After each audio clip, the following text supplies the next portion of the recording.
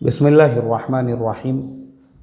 ये ईमेल शेख सऊद साहब औरंगाबाद महाराष्ट्र से। शेख सऊद साहब का सवाल ये है, अस्सलामु अलैकुम वरहमतुल्लाह। मौलाना, मैंने डिप्लोमा इन कंप्यूटर इंजीनियरिंग किया है, तो क्या फ्रीलांसिंग जॉब्स जो ऑनलाइन है वो जॉब्स करना मेरे लिए कैसा है और वो रियल जॉब्स होते हैं या नहीं? शेख सऊद साहब, सबसे पहला तो मेरा आपको मशवरा ये रहेगा कि चूँकि आपने डिप्लोमा इन कंप्यूटर इंजीनियरिंग किया है तो आप परमानेंट जॉब कीजिए। फ्रीलांसिंग जॉब्स किसके लिए होते हैं? जो लोग ऑलरेडी कहीं पे जॉब कर रहे हैं और फिर वो अपने ओवर टाइम में अपने घर पे बैठकर किसी और कंपनी को कोई सर्विसेज प्रोवाइड करना चाहते हैं, तो मोस्टली वैसे लोग जो है फ्रीलांसिंग का इस्तेमाल करते हैं। चूँकि फ्रीलांसिंग में ये होता है कि आपको परमानेंटली काम नहीं होता है। किसी को थोड़ा बहुत काम था, उसने आपको दिया, आपने वो काम करके दे दिए, तो इस तरीक़े के काम उसके अंदर होते हैं।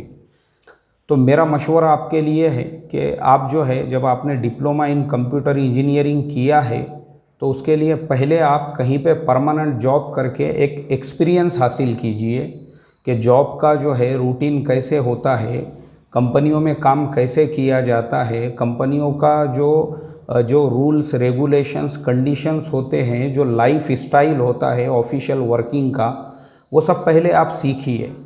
वो सारी चीज़ें जब आपको समझ में आएगी और आपने 6 महीने साल भर कहीं पे काम किए और वो काम करते करते फ्रीलांस आप काम शुरू करके एक अपनी जान पहचान का होल्ड बनाइए, तो इंशाल्लाह आपके लिए सहूलत रहेगी। और रहा आपका मसला रियल जॉब्स होते हैं या नहीं, बिल्कुल रियल होते हैं फ्रीलांसिंग के अंदर, लेकिन उसके लिए शर्त यह है जिस वेबसाइट्स पे आप अपना प्रोफाइल बना रहे हो पहले उसको चेक कीजिए कि वो ऑथेंटिक है या नहीं, और उसमें आप अपने सारे डिटेल्स जैसे लिखेंगे वैसे आपको काम मिलेगा।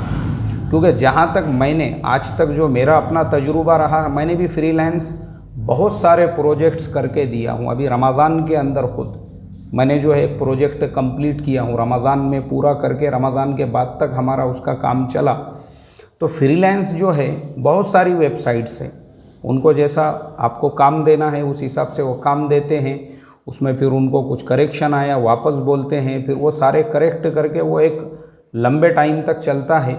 बहरहाल जो भी उसकी तरतीब है, लेकिन वो जो है ऑथेंटिक होते हैं। बहुत सारे ऐसे होते हैं, आप इंडिया में बैठे हैं, दूसरे मुल्क का आप काम करके देते हो।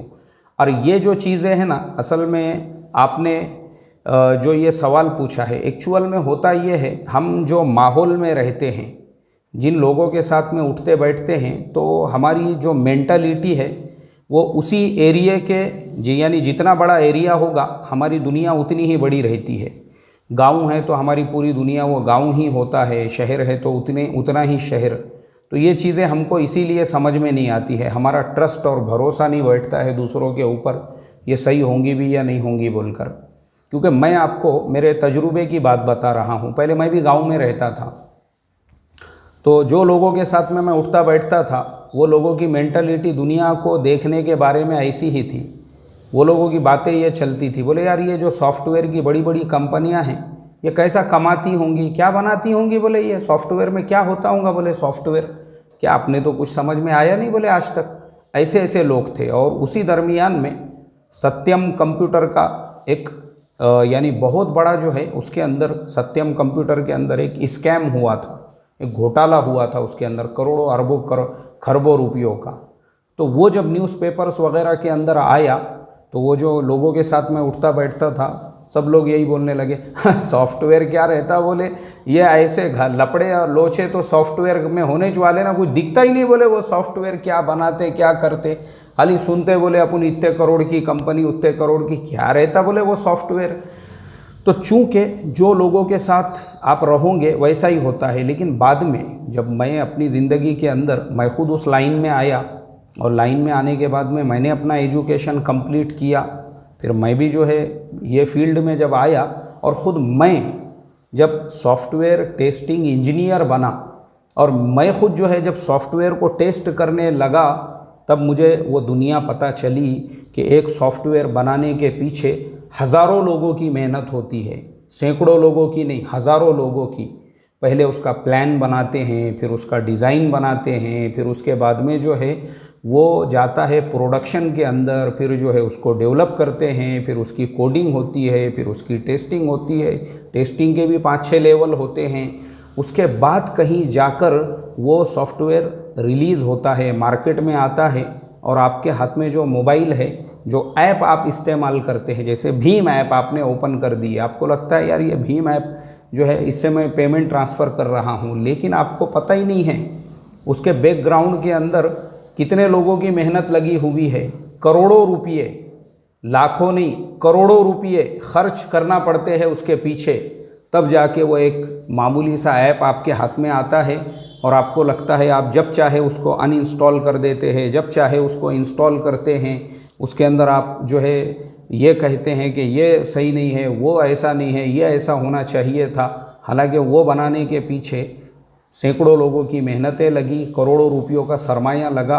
तो जब जाके हमको वो चीज़ समझ में आई कि एक सॉफ्टवेयर बनाने में कितनी मेहनतें लगती है। जब गांव में थे, जैसा आपने पूछा कि फ्रीलांसिंग जो है ये रियल में होता भी है या नहीं, ये इसलिए आप पूछ रहे हैं क्योंकि आप जो है उस जो आपका छोटा सा जो महदूद दायरा है उससे बाहर की दुनिया में निकलोगे तो पता चलेगा कि लोग किस किस टाइप के जॉब्स करते हैं, और जॉब्स का जो यानी जॉब्स करने का के जो लाइफ स्टाइल्स है वो कैसे कैसे हैं और किस किस तरीक़े से आप काम कर सकते हो। तो अल्लाह से मैं दुआ करूँगा अल्लाह आपकी भरपूर मदद और नुसरत फरमाए, और आपको जो है पहले मैंने जैसा मशवरा दिया परमानेंट जॉब कीजिए तो आपको कोई अच्छी सी जॉब अता फरमाएँ, और उसके बाद में आप फ्रीलांस भी कर सकते हो। अस्सलामु अलैकुम वरहमतुल्लाहि व बरकातुहू।